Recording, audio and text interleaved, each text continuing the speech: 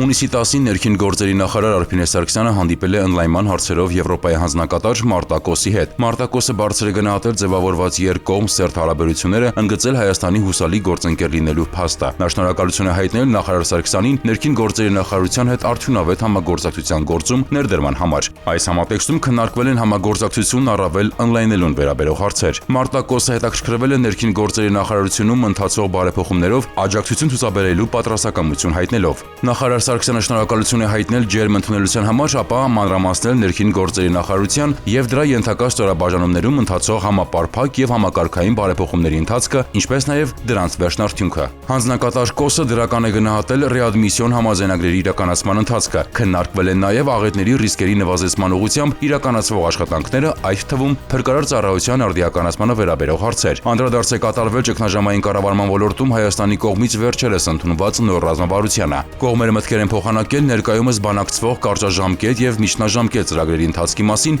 որոնց ընդհանուր բյուջեն կազմում է շուրջ 7 միլիոն եվրո։